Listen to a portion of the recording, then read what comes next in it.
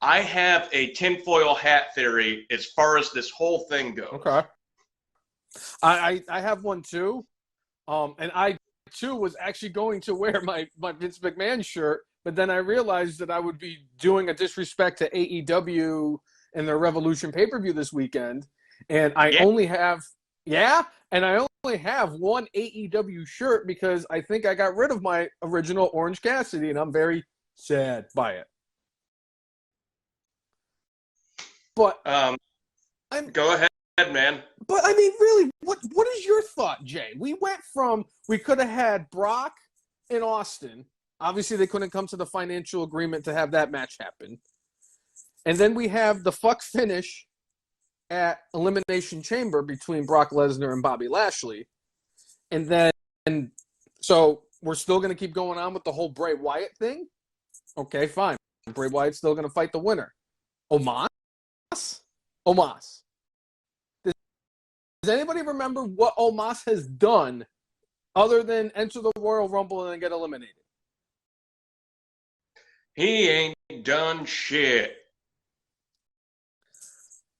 So I know that the caveat to all this that I haven't mentioned yet is the fact that there was a matchup that was pitched to Brock Lesnar, and he said, that's a hard no for me.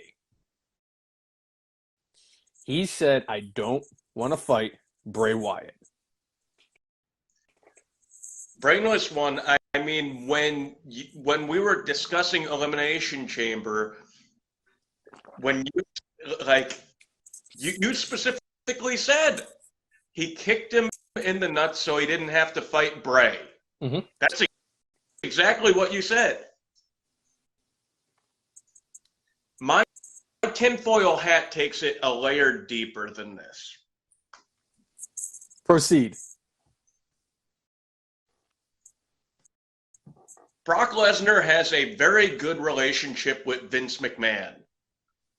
Correct. Rumors have it that Vince McMahon kind of pushed this match through. Would he go so far to tell Brock, I don't want you facing Bray Wyatt? Because Vince McMahon's the one who fired Bray Wyatt. Remember this. Vince McMahon fired him. Would Vince tell Brock, I don't want you going against that guy at WrestleMania? You know, he's screwed up a couple other big-time matches at WrestleMania. I don't want to see you go in there against him. I want you to make such a stink about this.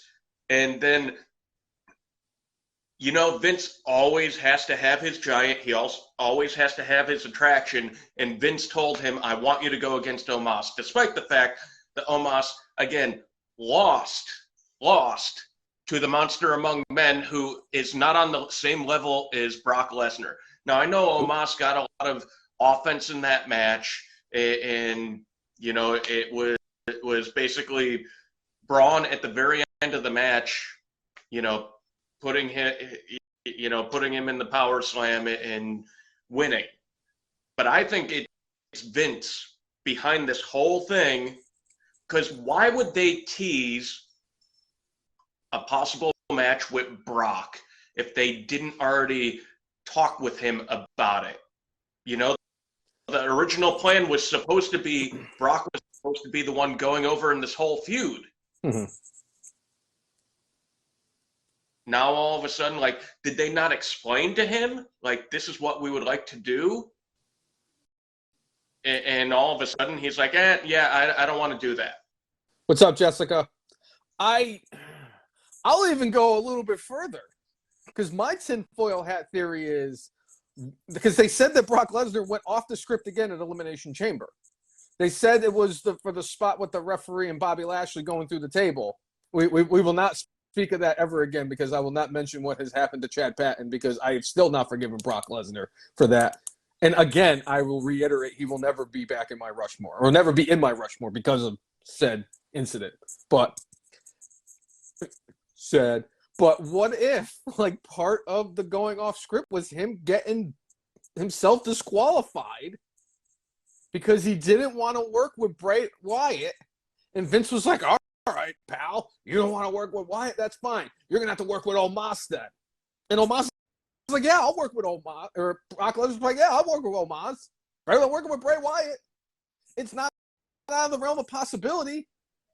A lot of people said, I mean, Seth Rollins came out and said that working with Bray Wyatt did a lot of bad for my career, and I had to go and reinvent myself again because of that Hell in a Cell match where it ended in it was a referee stoppage. You know what? That's not on Bray, though. Correct. Specifically, is on Vince. That was a Vince McMahon call. When you're in a Hell in a Cell match, you're not supposed to have a ref stoppage. Correct. That's supposed to be like a blood feud that ends, and like it doesn't end until somebody emerges victorious. And and what gets me of all of this, and the fact that I even forgot to mention the fact that Gunther at one point was considered for this match, and it was all the way up until I believe Survivor Series or sometime after around Thanksgiving that was the match that was penciled in after Steve Austin said, "No, I ain't fighting Brock." I mean, they had plenty of time. Initially, the Elimination Chamber was supposed to showcase the Intercontinental Championship, and then it got switched to the U.S. title. That's not a coincidence. No, not at all. And now we're getting a battle royal at Madison Square Garden at a house show to determine who's going to be fighting Gunther at WrestleMania for the Intercontinental Championship. How are they going to do that? Are Drew McIntyre and Sheamus going to fall out of the Rumble at the same time, a la Bret the Hitman Hart and Lex Luger in '94? I think it was '94. And John Cena and Batista when Vince McMahon ended up tearing both his quads. Oh, that was 5, if I'm remembering right. I think it was 04 or 05. That sounds about right.